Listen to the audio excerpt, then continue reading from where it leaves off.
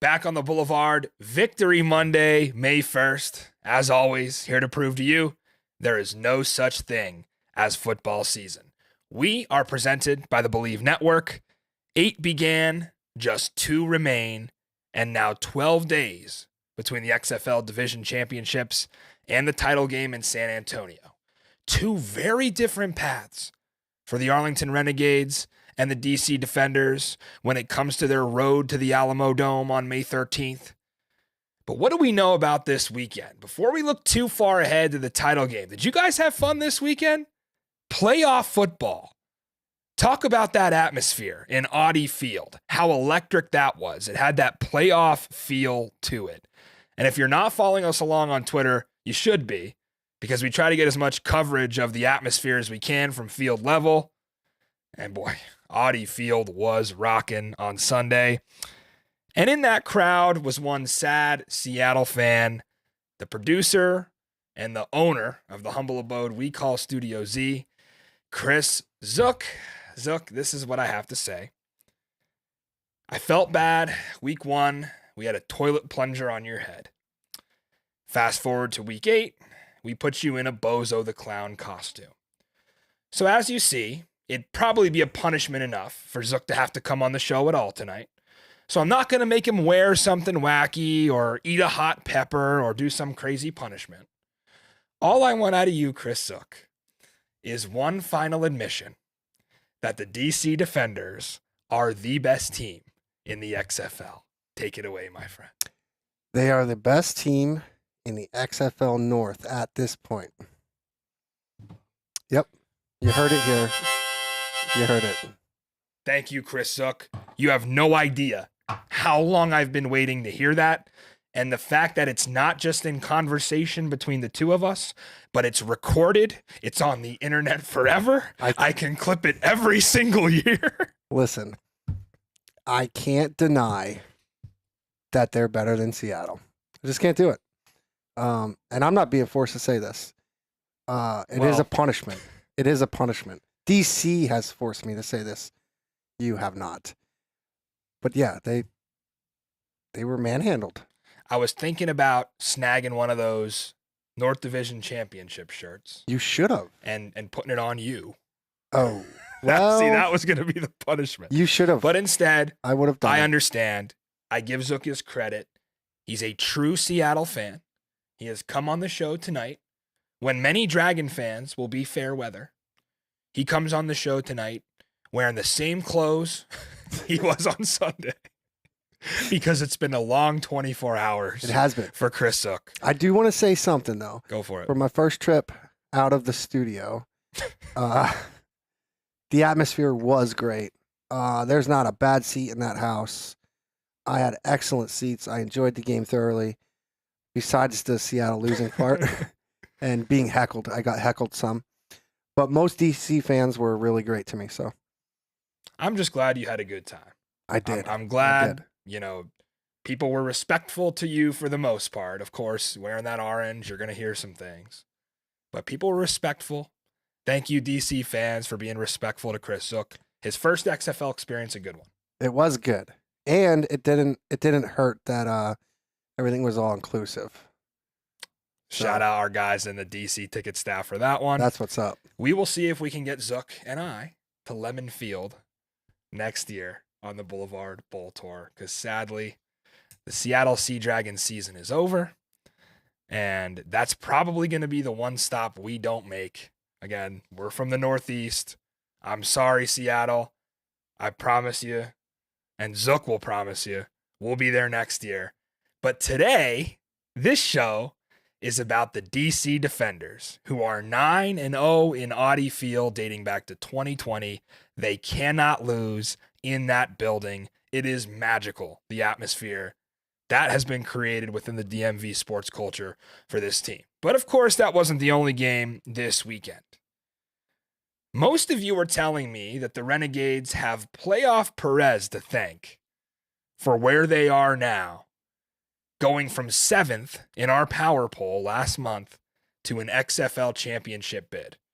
I'm here to tell you there's a little more to the onion to pull back. So we're going to break that game down in the South. We're going to break down the Arlington Renegades and tell you some other reasons that we warned you about last Friday that may be the reason they get the bid at 5-6. DC. I'm not going to have time on the show tonight to talk about everything I want to talk about with the Defenders. So I'll give you the short version. We'll unpack the entire North title game coming up. Zook and I were both in attendance, both witnessing history. First ever XFL team to get double-digit wins. Recapping the brilliant defensive game plan from Greg Williams and everything in between, including that execution on offense. If you're with us tonight, you may get your question answered in Maddie's mailbag if you send them in on Twitter. We usually ask for them on Mondays, sometimes on Thursdays as well. And we're going to take a look at the early title game lines. Some of you may have seen this already, and I think we almost hit it on the head, Zook, because we talked about this in one of our shows before. What would the lines be depending on the matchups? I think we did touch on Arlington, DC. We were pretty close, so you're going to want to tune in and make sure you find out what that line is. Maybe get an early wager in 2 weeks in advance. If you're with us live tonight, make sure you drop a like on the video, subscribe to the channel. Just because the XFL North and South Division titles have been decided doesn't mean we're going anywhere yet. Many episodes coming. Big title implications in San Antonio. That's going to be great coverage. We have our Freshie Awards coming up on Thursday, recapping all the XFL honors. We gave some away in the midseason. Now we're going to go ahead and give more out on Thursday. You can't miss that. Subscribe to the channel. And of course, our PS5 giveaway will happen live on Thursday. One of you who went 4 for 4 this year in our pick 'em pool will be lucky enough to win a Sony PlayStation 5 courtesy of Springball Boulevard. So Thursday, going to be a fun show. Make sure you subscribe for those notifications. All right, Zook, let's go ahead and hop right into the XFL South Championship game. So, my first question, who had the bigger letdown this weekend in sports? The Boston Bruins or the Houston Roughnecks? Could make a case for either. Saturday night was a shocker in H-Town. They had their biggest crowd out at the rig, amassing 13,000, and they all went home let down, except those who made the trip from Dallas. Arlington storming out to a 15-point first half lead behind the arm of playoff Perez, who joined us on Springball Boulevard last Friday to talk about what he was going to do to the Houston Roughnecks. And those of you who listened to him knew which side to bet on. He was right. The number that this spread closed at was almost as shocking to me as the result of the game. Houston kicked this game off 8.5-point home favorites. I'm locked in at Arlington plus 6.5 early in the week. So, of course, I'm seeing the number close, and I'm sitting there thinking, who am I missing? Who are the inactives here? Did Perez just blow his knee out in warmups? Why is this number 8.5? This is ridiculous for a playoff game. You could have had Arlington 3-1 on the money line before kick. What a value play that would have been. By the way, got a shout out, Renegades D lineman, TJ Barnes, the big guy, the big fella. I tweeted out before the game that it was going to be hard, as it has been all season for teams to score on this Houston Roughnecks defense. And I thought, while Arlington would cover, and I was riding with them on that 6.5, I did not think they could do enough to win the game. TJ Barnes shared that tweet after the game, Zook. Don't know if you saw this, and gave me the suck it gif. TJ, I deserve that one. Congratulations on your XFL South Championship. Would love to have you on the show. And we'll see you in San Antonio. And maybe I get a crotch chop in person from them, especially if they go on to beat DC, right? But I don't want any piece of 380-pound TJ Barnes. I promise you that. Back into this game. I leaned Renegades on the number, so I probably should have just taken them outright. Should have trusted my gut from the beginning. Outside of that second half comeback against DC 2 weeks ago, I just didn't trust this offense enough. All season, they had done nothing. They were stuck in the mud, stuck in neutral for 11 weeks. And speaking of 11, Lawan Winningham, did you see that catch? He may have all 3 nominees for Catch of the Year for the Freshie Awards. This guy is doing it week in and week out. Get him an NFL tryout. Guy's just acrobatic with some of the plays that he's been able to make. We watched Luis Perez carve up this Houston secondary throughout the first half. But really, the balance in the run game is what shocked me the most from Arlington. 137 yards on the ground, easily a season high.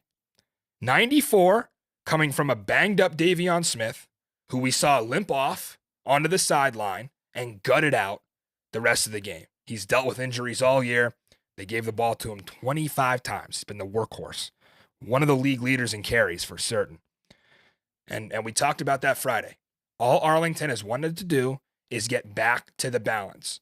Remember, coming into this season, we knew Seattle, St. Louis, Vegas, Orlando, Houston were coming in with these spread offenses that wanted to throw the ball 50 times a game. Arlington was not that. They leaned more towards a pro-style offense in this system. And those of you who watched XFL 2020 remember that from the St. Louis Battlehawks when Jonathan Hayes was there. Bob Stoops running more of a balanced attack than some of the teams in the league who like to throw it. They found that balance. Luis Perez, masterclass in the playoffs. 289 yards, 3 touchdowns, and most importantly, Zook, no interceptions. For a team in Houston that came into this game with 13 picks on defense, led the league, Perez took care of the ball. The O-line, what a job Coach Heimbach did, keeping Perez up, trusting in his guys. There were several points in this season where you just gave up on this offensive line. Coach Jaime never did. He trusted in his guys. The left tackle starter, George Moore, was out. So Willie Beavers of Western Michigan, repping Kalamazoo, comes in and plays the kind of game that he did. Great job by him. Man, I mean, everything that I knew about the Arlington Renegades all season may have changed in one moment during this game. And that was on the first drive. I think it was a 3rd and 3. About 9 minutes left in the first quarter. Obviously, Arlington got the ball first. They're in the red zone. I think it was like the 15. In the 10 games leading up to the playoff matchup, if Arlington had 3rd and 3 from the plus 15, you were looking at an incomplete pass, a sack, a broken play, some kind of miscue. They weren't getting the first down. They were going to jog Taylor Russolino out and kick a 30-yard field goal. Not this time. Luis Perez dropped back. He stepped up in the pocket as he does so well, and he found Javonte Payton, not for the first down, for the touchdown. And I sat back and I said, something seems different here. We are not used to that Arlington offense being aggressive like that and going to the end zone. And Javonte Payton runs away from one of the better secondaries in the league all afternoon. 99 times out of 100, Arlington does not score in that situation. I promise if you watch the rest of the XFL season, you know what I'm talking about. This is a different team.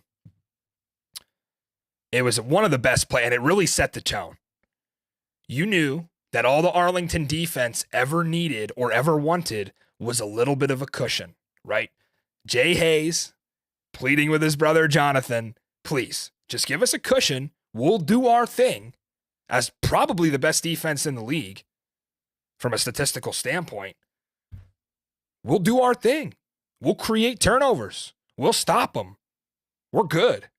We just need the offense to step up and score some points. And that's what happened right from the opening horn. The offense did their job. They scored on drive 1. Defense comes out and says, okay, we got you. Turnover on downs immediately. First drive for Houston. It did. It set the tone for the rest of the evening. And at that point, even Zook, who bet Houston minus 6.5, knew that Houston covering 9 was probably long gone and that they were actually going to have to scratch and claw just to win this game. I remember I got a text from Zook during the game. I think I'm in trouble here. And it was because Arlington looked so different than what both of us are used to watching all these games. They were the live favorite right after that happened. The Renegades didn't care that they came in 4-6 and everybody said St. Louis should have made the playoffs over them. They just wanted to be 1-0. And they wanted to find themselves in San Antonio. We told you Friday they were averaging 80 more pass yards per game with Luis Perez in there. 289. That's even more. 19 to 27. Houston, we said 13 picks. Luis didn't throw one of them. He didn't give this defense opportunities to score, which is something else we discussed. Could Houston possibly get a pick six, a strip sack, fumble recovery, something on special teams? No, they did not. Javonte Payton. They know him well in Knoxville, transferred from Mississippi State within the SEC to Tennessee. Did some great stuff there. I remember watching him on a 75-yard screen pass right to the house back in college. Great player for the Vols. He was part of that three-way trade. He was on the Orlando Guardians, may I remind you. They did that three-way trade. It was like Javonte Payton goes to Arlington. Alex Ellis, who's been great for D.C., comes from the Renegades to the Defenders, and T.J. Storm at the O-lineman went to Orlando. It's a three-way trade. And I think the only team that didn't benefit was the Guardians because Stormont tore his bicep like right after they traded for him. But the other two players have been great. Davion Smith running really hard behind that offensive line. I got to give the front office some credit for finding guys like Javonte Payton and Luis Perez and going out and getting these guys, right? We came in understanding that the Arlington defense was full of talent, but some of the stuff the offense did, like neutralizing Trent Harris, who was the XFL sack leader, and I'm hearing now, according to Evan Wilsmore of XFL News Hub, that Harris is getting offers from over 8 NFL teams, or at least tryouts. Like, come on, they did not allow Trent Harris to get to Perez whatsoever. He was not a factor. So credit them up front there, and go to the Houston side of things. They exposed what most of us knew already about Brandon Silvers, but maybe we're hesitant to say and wanted to give him another chance.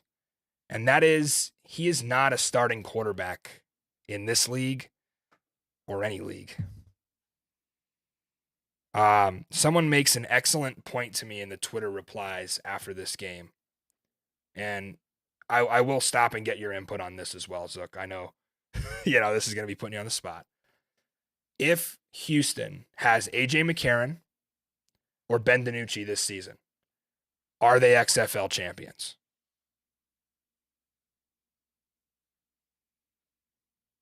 It's a thinker, for sure. I think it definitely puts them in the mix. Yeah. They had great talent around Silvers and McDonald. They had a great defense all season. To be honest, I'm not sure if they... it kills me to say this, but I'm not sure if they could beat DC even with one of them. That's a great point, too. And I thought it was interesting in the Twitter replies that someone had that thought. Because I get where you're coming from. This quarterback play fell off a cliff. And we'll get to the numbers in a second. But to kind of watch the downward spiral of that quarterback-coach partnership between A.J. Smith and Brandon Silvers, it was kind of hard and difficult to watch. People were talking about Brandon Silvers as an MVP candidate back in early March. This time, he gets benched in the first quarter. In his final 2 snaps, he throws his running back, Bryson Allen, into a massive hit. Like, you cannot throw your players into that as a quarterback. And then the next play, it's 3rd and 14. They run the ball, trailing in the first quarter. I was puzzled. To me, that's A.J. Smith saying, we can't get 14 yards through the air here. So I'm going to punt, and I'm going to play it safe. And that is not Houston Roughnecks football. Not the team we were used to seeing the first 6 weeks of the season. They're going for it on 3rd and 14. We saw the end of that Seattle game, Zook. They scored like 14 points right at the end of the game, and all of a sudden we're sitting here like this is a game because of how good they were in the deep pass. Yeah, I didn't hear anything about GTFO. Well, we just have to hope Brandon Silvers doesn't hear the GTFO to the USFL. Man, I don't know. It's hard to watch. Cole McDonald comes in, leads the offense on a 12-play, 61-yard drive. You think, okay, this is a ball game again. Roll with Cole. didn't work either because the drive chart the rest of the way after that first McDonald touchdown went like this. Punt, punt, punt. Settle for a field goal inside the 10. Punt again. Throw a pick. Ball game. This is the harsh reality for the Houston Roughnecks. And if you haven't ran that stat graphic yet that you're about to, Zook, you can go ahead and run it whenever because I'm going to get into the numbers. First 5 games for Houston. If you're on podcast, listen closely. If not, listen anyway. This was a wild stat that I found. First 5 games, Houston, average 251 passing yards. They complete 63% of their passes. They throw 12 touchdowns through the air versus 4 interceptions. First half of the season. Got to clear my throat because that's how crazy this next part is. Last 5 games, 121 yards passing per game. They completed 49% of their passes. They threw 3 touchdowns in 5 games and 7 picks. I don't know at any level of football, unless Matty Fresh himself got thrusted into a starting quarterback role, you'd have that much of a drop-off. It'd be hard to find. So the answer is, I don't know. I don't know what happened. You could point to Jontre Kirkland. He was amazing. One player should not make a difference when you've got Deontay Burnett, when you've got Travell Harris and Cedric Byrd, and you just acquire Michael Bandy late. You got some decent options. Max Borghi, Bryson Aline, Jeremy Cox came on at the end of the year. We saw Dejan Lee do good things. And when you got a defense like this too, keeping you in games, like that's the question mark of the season for me. I will never be able to figure out, Zook, what happened to this Houston air raid that we were having so much fun watching the first half of the season. My opinion is they stopped having fun. Could be. They lost a game. Pressure builds. Yeah. They lose another game. Pressure builds. What did they go on? A 3 or 4 game losing streak there? Yeah. It was every XFL North team they were 3. swept. Yeah. Except Vegas. And when I went to the TDCU Stadium in Houston and we asked after the game, we were talking to Brandon Silvers and we asked him, like, what really is it? Like a lot of the same question. And he mentioned that he's like, I haven't been practicing. And I understand he was banged up at points in the season. But there were also times where I'd get the Houston injury report and the opposing team would have a full practice report, who's injured, who's not. This would be like a Tuesday or Wednesday. You'd get Houston walkthrough or like rest day or like regeneration day. And it would always be like an extra day of practice. Like you look at DC's practice report, Barlow and Williams and Fred Keiss have them in there like pretty much Tuesday, unless they have a late Sunday game, usually Tuesday, and you get a full practice all week. Sometimes I was seeing Houston sit Tuesday and Wednesday. So again, I don't know. I'm not in the XFL hub and I'm not watching these practices to know exactly what's going on. I'm just relying on the spreadsheet and the report. But Silver's kind of said, like, we just haven't been practicing. I wonder what the deal is there. So I guess my question would be, did they have, like, obviously they all shared the same equipment and fields and all of that. Did they get the raw end of a time schedule? I would say more Seattle. And actually, when we get into this game, Jim Haslett harped on this in the press conference. They played 25 days. They played 5 games at the beginning of the season. I don't think Houston had it as bad. They did have a weird turnaround where they did have to play, what was that, the Thursday night game between Houston and Seattle?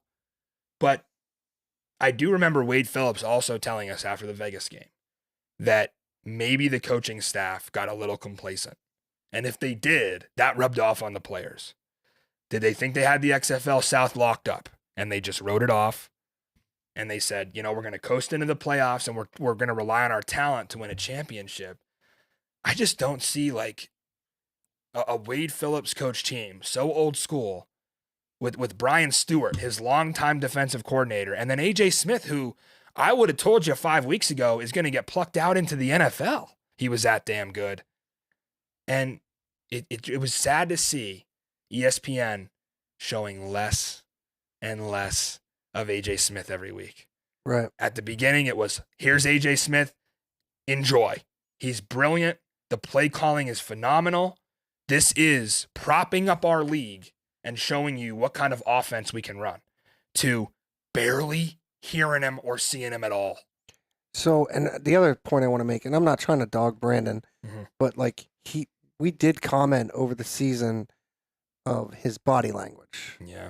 And sometimes that, like I was talking about Danucci's attitude being infectious. Yeah. It could be infectious the other way too. Yeah. So we don't know. And I'm not saying that's the case, but right. You never know. There could just be locker room issues. There could be tons of things. Like we're never going to know.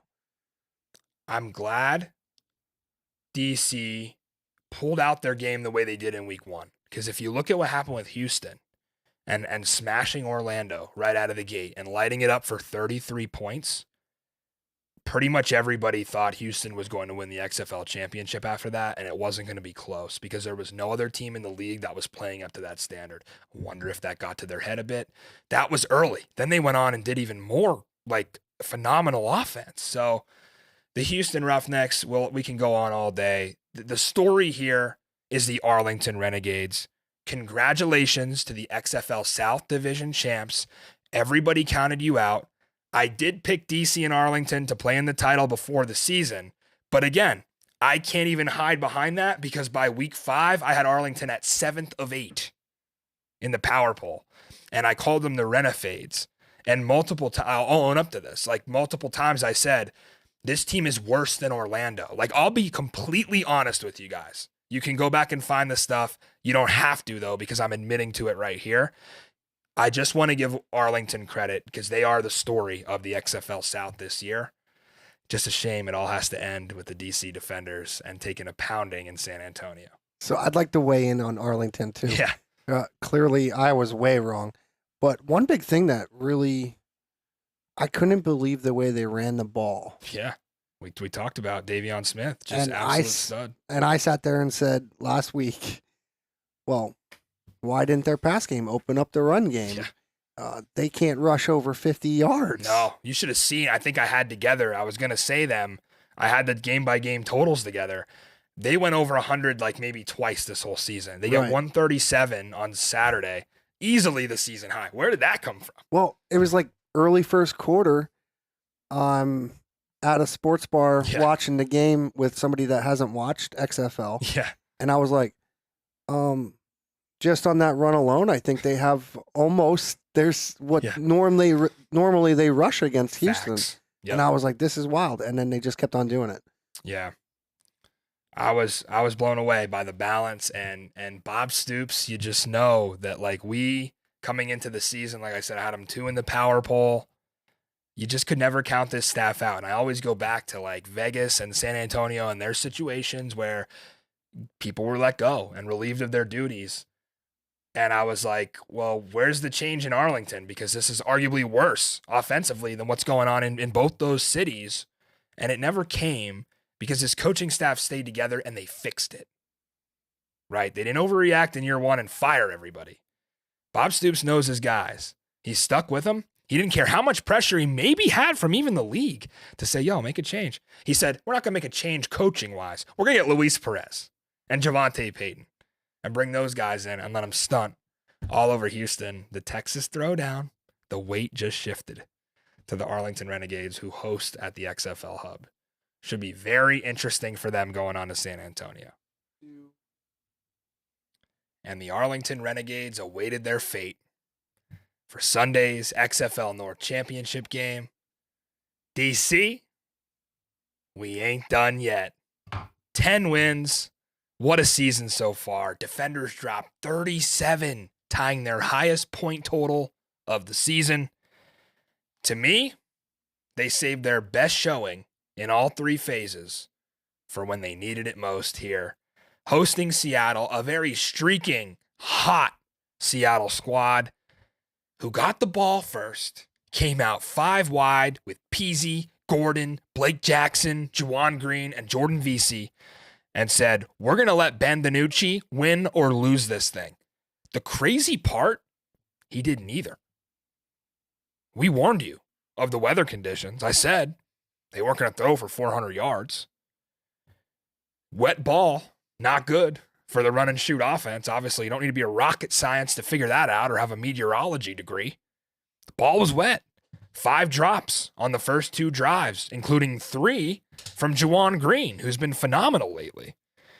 So this time it wasn't Ben DiNucci forcing throws into coverage or Ben DiNucci throwing ill-advised interceptions down in the red zone. It wasn't any of that. He was putting good balls on these guys, and because of the rain, Green and Gordon having trouble. DiNucci threw it 15 times in the first quarter. I remember being appalled at that stat when we got the stats. And that means he was on pace to throw it 60 times. Ended with 48, by the way, so got kind of close. But on the other side in the first quarter, Jordan Ta'amu, 3 of 5, 111 yards, and a touchdown in the first quarter. So he made his statement that he was going to win this game for DC. Credit Briley Moore, Lucky Jackson. You'll see these plays in a bit. DC has become Yak City. If someone's going to make a sign, hold it up. Yak City. Yards after the catch. We said it Friday. I promised you, look at what these receivers can do. Look at what all these skill position players can do with the ball in their hands. The separation that they create is incredible. But we still went into the half, knotted up at 9. And talking with Zook before the show, he said when it was 9-9, I was feeling pretty good.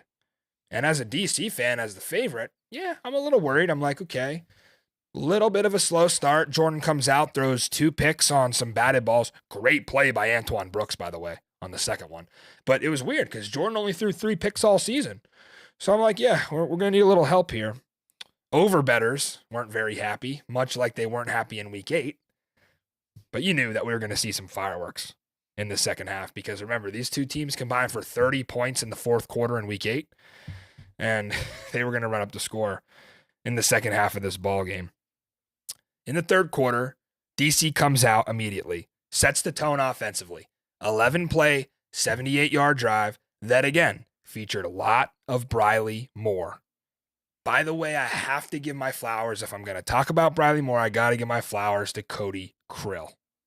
Tight end coach of the DC Defenders. Comes here from, Northwestern State.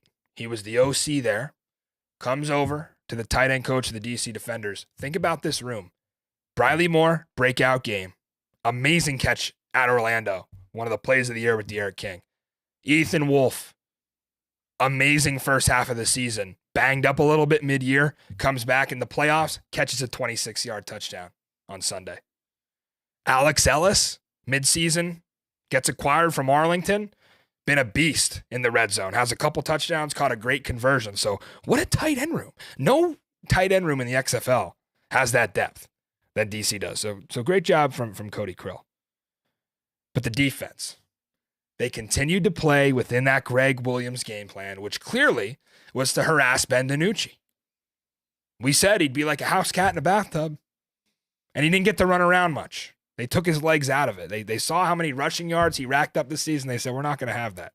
DiNucci only ran it 3 times for 16 yards, and one of those was on a scamper late in the game in garbage time. Even when Michael Joseph, DC's top corner, went out and did not come back in this game with a groin injury, KJ Sales stepped up, and he's been banged up lately, but the mayor, KJ, stepped up. You got playoff K9 in there, and he did his job against some damn good Seattle receivers. And this was an offense with Seattle that was refusing to run the ball, and that was part of the game plan. The Dragons had 1 rushing attempt for 1 yard in the first half. They ended up with 5 carries for 13 yards. They ran it 5 times this entire game. 13 penalties. Didn't help. We'll get to that in a second. When we asked Jim Haslett in the postgame about the run-pass balance, he said that was the plan. We were going to come out, give DiNucci the keys, spread him out 5 wide with what they think is the best receiving core in the league, and go win the game. And DiNucci, 295 yards and 3 touchdowns. Almost enough to get him there. He did not throw a pick. I think that has to be the first game all season, Zook, that he was without an interception, without a turnover. Gave it his all. I want to talk about a certain point in the game where I knew this was over. Right at the start of the fourth quarter, Seattle defense flagged for a 5-yard penalty on a 4th and 6. DC was they were at their 44-yard line, so in the minus 44. They get a 4th and 1 now because of a 5-yard penalty. I think it was too many men, Zook, we said. So they get a 4th and 1 to start the fourth quarter. They bring Dan Whelan, the punter, off the field. Barlow does you see this from every coach in football. He does, it's 4th and 1. We're going to go out there and try to draw him off. If you stop DC there, or even force them to punt it away, call a timeout and punt it away, Seattle would have got the ball at the plus 44. And remember, at this point in the game, it was 23-9. Can you imagine what that would have done for them with that passing attack at that point in the game? Instead, they got a foul for encroachment. And those back-to-back penalties kept DC driving. It reminded me a little bit, Zook, of the Houston game on Monday night at Audi Field about a month or so ago, where Seattle completely spiraled out of control the same way Houston did with the nonsense, not being disciplined, the penalties, all of it. They let their emotions truly get the best of them. Sure, you saw it on the highlights. Sharif Miller hits Jordan late, gets flagged for roughing, kicks the flag. 30 yards right there. And Miller was having a good game. He had a pick in the first half. I know some of you don't want to believe me because you think I'm biased and you think I'm this DC loudmouth. That fan base, it's almost hard to put in words how much they get under the opponent's skin. It's a very real home field advantage. And for as loud as it gets in St. Louis, the Battlehawks are not 9-0 all time in the Dome. That's for a reason. They get reckless in that building. You're getting hit with lemons. What other football stadium are you getting hit with lemons as an opposing team? We saw it throughout the whole afternoon. 381 total yards and 29 first downs for this offense, led to 5 touchdowns. So, Zook, correct me if I'm wrong here, and I will bring you in. 13 penalties. Was it 13 penalties where you felt like you were getting screwed by the officials because DC only had 3? Or was it the other side where you were just disappointed in your team because you knew they were playing undisciplined? All right, so it's tough to tell from the stands. I have not had time to rewatch the game yet, which I will. It was a tough weekend for me. From where I was sitting, no, I don't think it was lopsided at all. I know I'm sitting there watching. It's 4th and 6. We get a 12-man again. Now it's 4th and 1. I'm in the stands going, don't jump. Don't jump. All they're trying to do is get you to jump. They're probably not even going to snap the ball. What do? We jump. We give a free first down.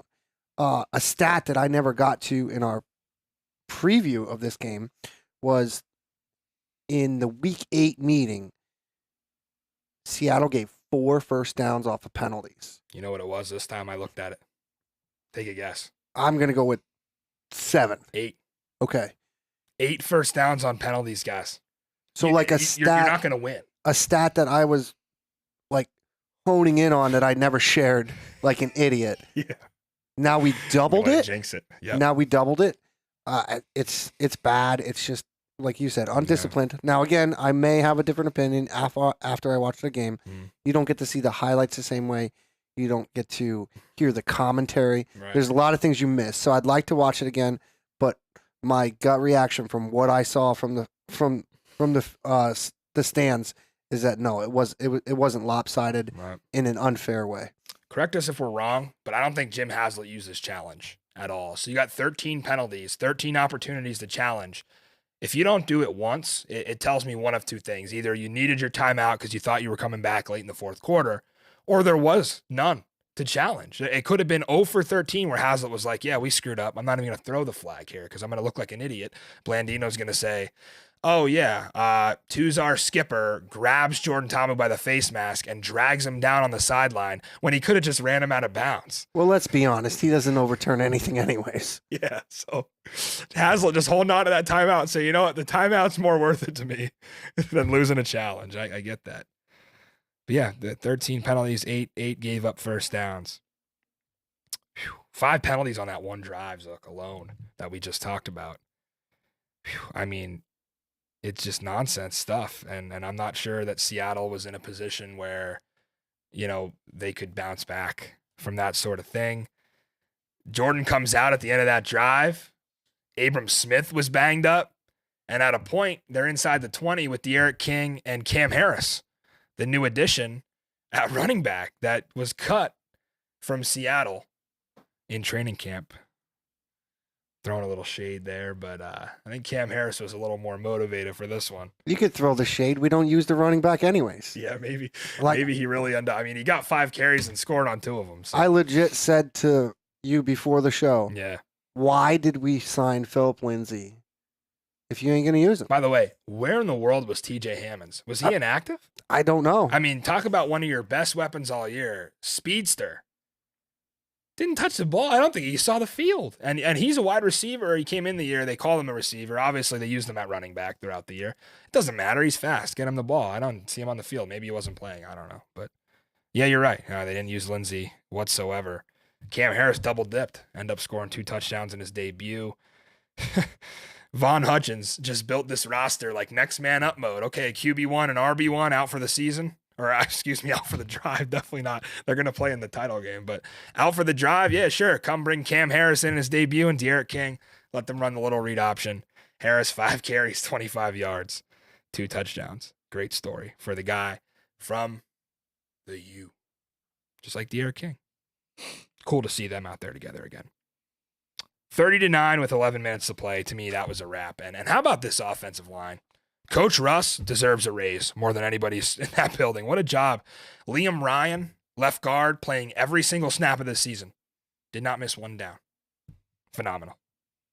DeMarcus Hayes, Liam Fornadell, Ty Clary, Kyle Murphy. Great job to all the guys up front.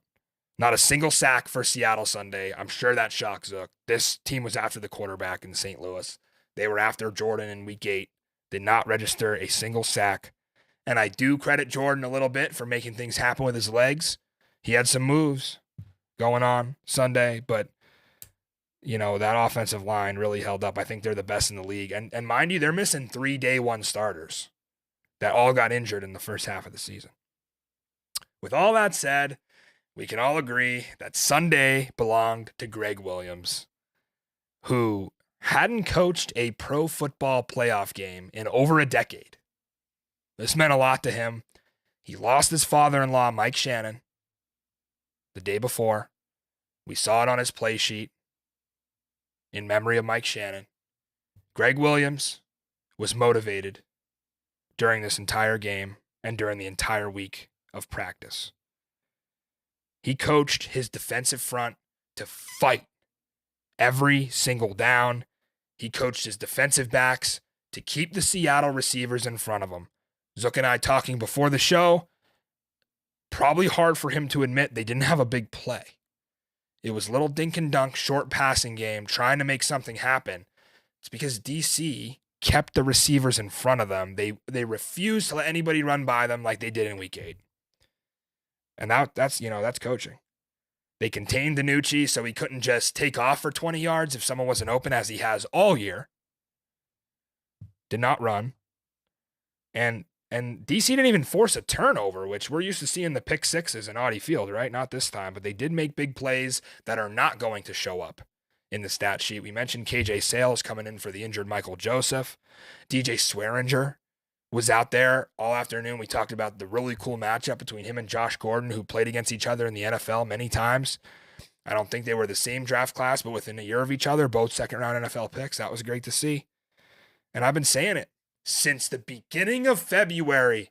It feels so good to sit here and tell everybody the DC Defenders are heading to San Antonio, and I told you so. Mic drop. And I'm a little on my high horse today, Zook, because not only did my DC Defenders get a win in the XFL North title, for the first time in what felt like ages, I hit both my best bets. Round of applause for me, myself, and I, because for the life of me, I could not hit 2 bets. And you don't know how good it felt to get this monkey off my back and do it in the playoffs. Whew, and it wasn't close. Arlington plus 6.5. Ran away with it. First half up 23-9 or something. DC, I mean, at halftime, I'm like, this could get tricky. Second half, ran away with it. Zook. I'm on the other side of that equation where you do know how bad it hurts to be the position that I'm in. I felt that. 0-2? Oh, boy. Yeah. At least you didn't have a bad beat, though, because you could have, right? These weren't close. You kind of knew Houston. I remember you texting me, I'm in trouble. Yeah, and they may not win the game, period. Correct. Like, yeah, I was like, forget the spread at this point. And at XFL overtime, you can't cover 6.5. So. And at that point, I didn't care. I was like, well, I'm not winning my bet, so yep. Let's Go see Arlington. Let's see it. Why not? Really. Let's see the upset. 7-5, not bad whatsoever, Zook. We're both 2 games above 500. Say it ain't so. 19-15 as a show. It's Oak. I'll say it now. I don't know what Zook's going to do for his championship game best bet. We're going to get 1 each. And if they're the same, so be it. They haven't been all season. Zook has not wanted to copy my pick. I have not wanted to copy his. It's a pride thing. Yeah, and you know what? I think I'm blaming that on this past week. Because I just straight faded. I did pick what I felt was right. But yeah. we still straight faded each other. And you pulled up, or I pulled up 2 games, you pulled down. So what do we do for the show record? But I sat here thinking to myself, and I even said, I'm trying to talk about this game without emotion. But the real play was the over, and I knew that. Yeah. The DC Seattle, the over. That was the play. Oh, we were sitting there at 9-9 at halftime. I know, but it was still the play. I knew better. I knew better. How many points did we get in the second half? So it was 9-9, ended 37-21. So we had 58 points. Wow. Yeah. 40 second half points. Yeah, and even Seattle's garbage touchdown at the end didn't matter anyways. That put it over? Because I'm trying to think. It was 30-9 for a while. It Green scores, makes it 30-15. They don't get the conversion. It was still under then. It was under until you guys scored that last touchdown. It was the last Cam Harris touchdown, which was garbage time. Wow. Yeah, I mean, you knew DC wasn't settling for field goals down there. They were trying to punch it in. But, yeah, I don't know what we did for ourselves there other than cancel each other out. But it does feel good to be back above 500 for me. I was sitting there at 10-10 wondering how this would go. The upsetting part is that now I don't have the leverage on you like I did before. Well, let's talk about this for a second. Sure. We know the spread. If you haven't seen it yet, DC, 6-point favorite. Yeah, 6. Neutral field in San Antonio against the Arlington Renegades. I think on Friday, we talked about both scenarios, if either team would win. I asked you about potentially Houston, Seattle. You gave me a number. I took Arlington, DC. I said 6.5. It's 6.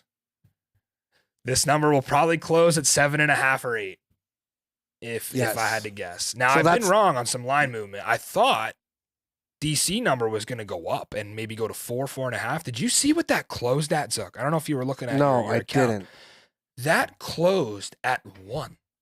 Oh, really? That number, both these numbers on divisional championship weekend, after not looking at it for a few hours, shocked me. I opened up my account. I see 8.5 for Arlington, Houston. I'm like, that shot up. And then right before kickoff in Audi Field, it's sitting at Seattle +1. I'm like, geez, I lost value at -3. Right. So I'm looking at if I'm going to jump on an early play, then you want the DC number now. And you bet who already took it. And if you don't, if you want Arlington and points, I think you wait as close to the close of the start of the game as possible. You know, Maybe those like within old, a day or two of yeah, the game itself, I think Yeah, you oh, can yeah. get real good value. of course. You're at 6. That may go. 7.5, 8.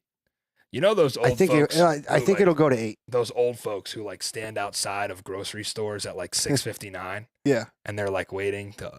That's me at the sports book with DC. So you bet it like as soon as it came out. I'm just. Are we open?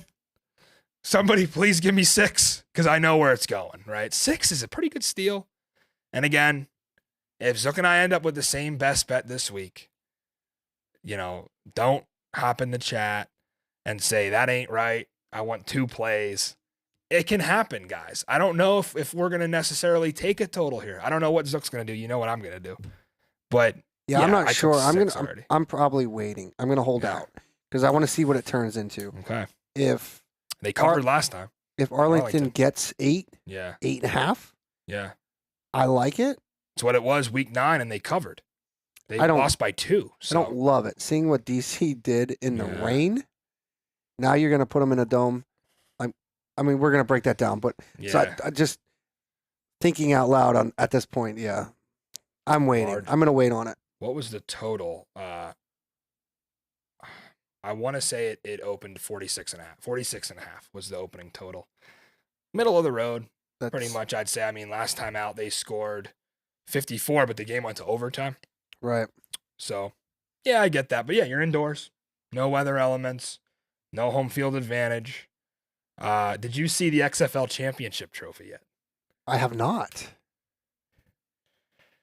You're going to have to take a look. You should have told me. We'll put it up Thursday. We should have got a graphic for it. Yeah, we will Thursday. But the XFL unveiled their championship trophy.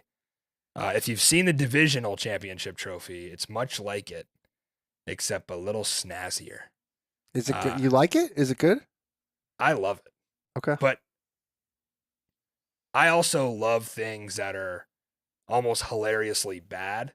Oh, no. Because that's just part of like, oh, this is a startup league, right? But who cares? I mean, if you don't like the championship trophy, don't watch the game. I mean, I'm going to quick Google it while you ramble on. Yeah. Well, I was about to close the show, but I guess we'll do the mailbag while you look up the Google image. And if you see the big X that's in the Pro Football Hall of Fame, that's from 2001. So that's not the right one. Let's go ahead and run through some of your Twitter questions this evening. As always, tweet me at MattyFreshTV, not only for winning plays, but I might answer a couple of your questions every once in a while. Lane Ranger coming at us on Twitter. Thank you for the question, Lane. Should the Commanders look at Jordan Ta'amu and keep him in the district? He has skills, moves, and drive. Great compliments. I'm sure Jordan would love to hear that. It's a good way to put it. We heard from Reggie Barlow in the post-game press conference, who said Jordan deserves an opportunity at the next level and that he would hate to lose him, but that's what he's here for, and the rest of the coaches in the league, to get these guys opportunities at the next level. Back in 2020, when Jordan was with the Battlehawks, we saw him get an opportunity with the Kansas City Chiefs. Didn't work out for him. He went to play in the Summer League in Birmingham, tore it up there, has come to D.C. Very surprising, by the way, that D.C. was able to get both Jordan and De'Eric. Jordan made a comment, which I thought was very interesting, in the post-game presser. Someone asked him what he thinks about the Arlington Renegades. And I wasn't even putting 2 and 2 together. The Arlington Renegades coaching staff, everybody except Bob Stoops, is from the St. Louis Battlehawks 2020 version. Jonathan Hayes was the head coach. Jay Hayes was the DC. Chuck Long was there. The whole staff. And they have a bunch of guys on Arlington that were Jordan's teammates back in 2020. So he knows them well. I'm almost shocked with their quarterback issues this year, Zook, that they weren't able to get him with all the connections.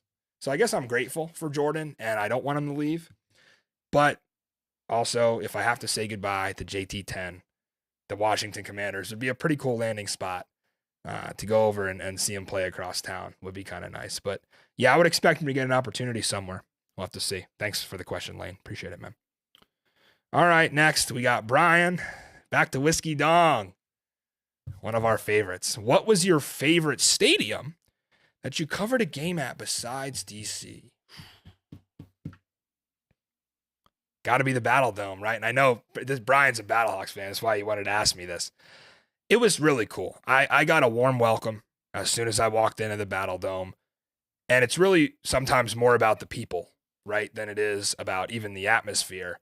The people that make you feel welcome in this league. This is a league of access and a league of opportunity for everybody, from, the janitor on the ground floor all the way up to the rock. It's really cool to see how great the XFL staff has been, especially in St. Louis.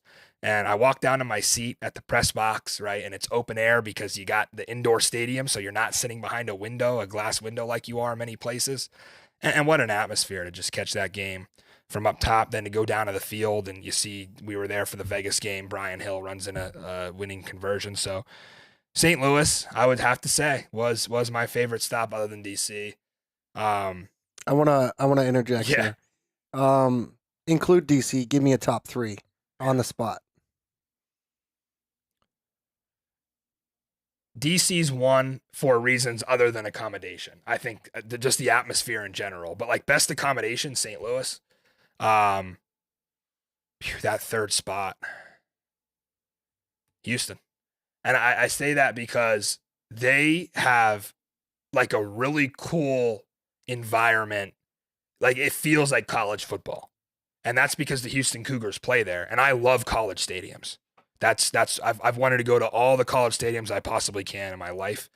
And you get that feel at TDECU, and it's a great seat in the press box.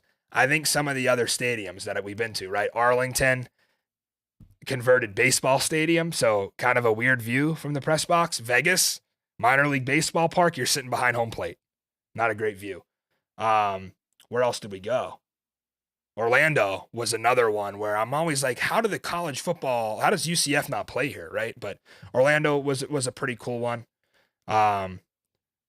And yeah, I think that's covering just about everywhere we went. Obviously, we have to get to the Alamo Dome and see how that is. That's going to be, Zook and I both going. That's going to be great. But yeah, I would say top 3, DC, St. Louis, Houston for now. And we got one more from Walt. With 3 Texas teams in the South, should one of these teams be traded to the North to balance things out? If so, which team? First of all, Walt, thank you for following along all year. Always appreciate your questions. Always hit them with every question you can imagine, Walt. We'll get to all of them eventually.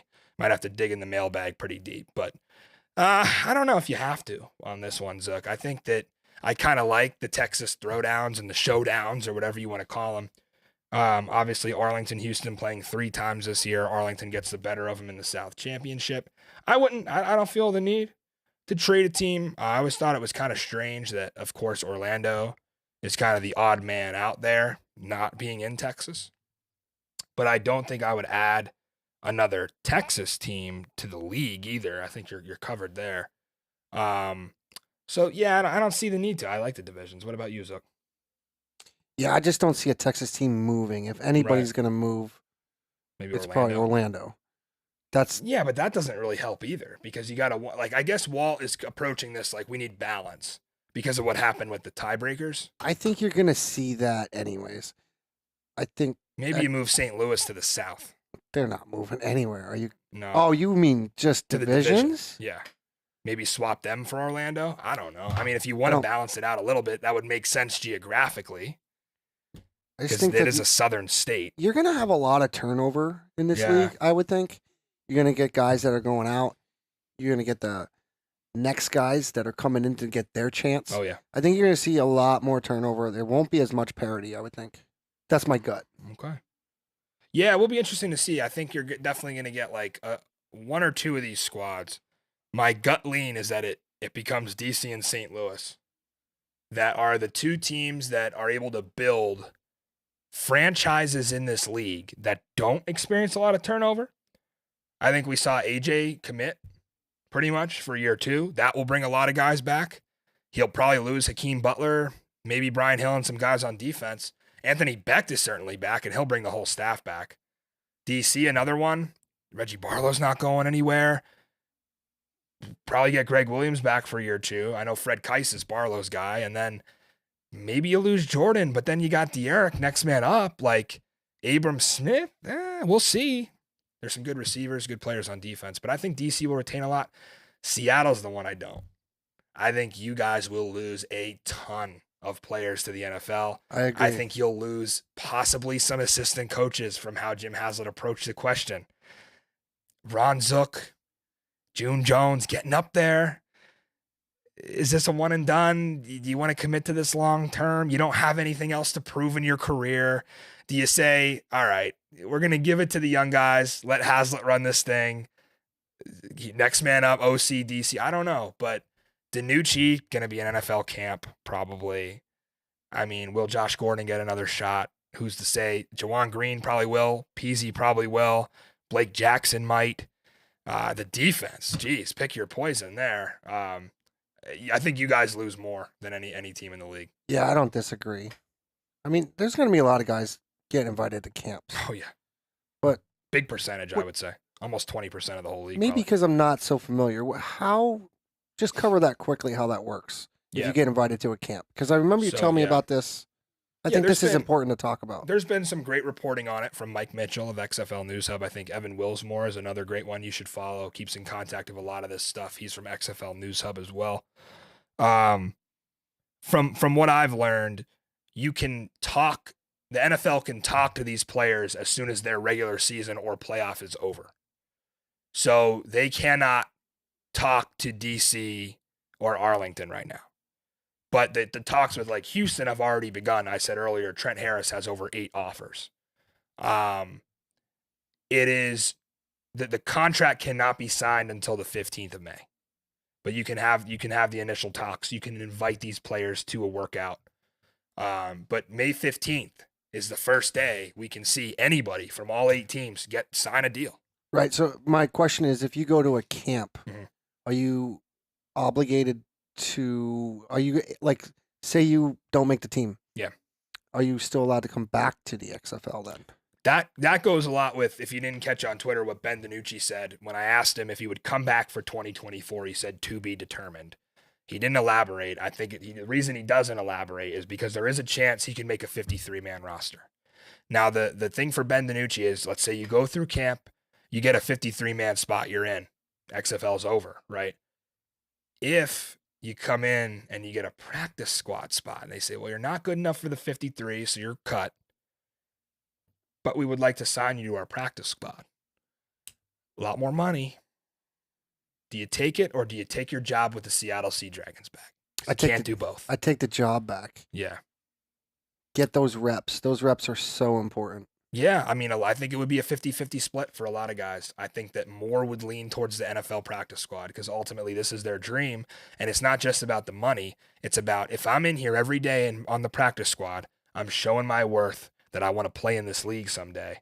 And maybe guys later in their career, we talk about A.J. McCarron doing this, right?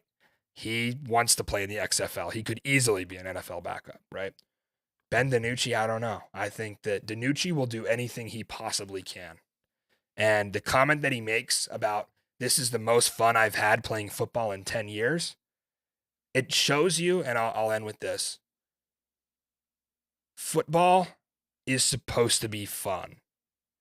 The rat race that is the NFL, working your way up through camp, onto the practice squad, gritting your teeth to get on the 53-man roster and falling short is not fun. It is an emotional toll and a physical toll on these guys that you will never imagine unless you've gone through it yourself.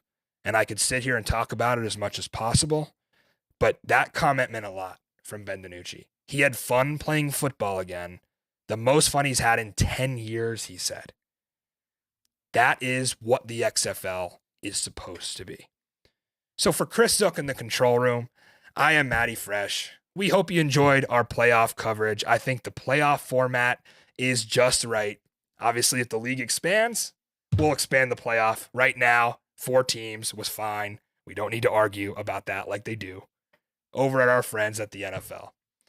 You always remember, there is no such thing as football season, and we will see you for the Freshie Awards on Thursday night.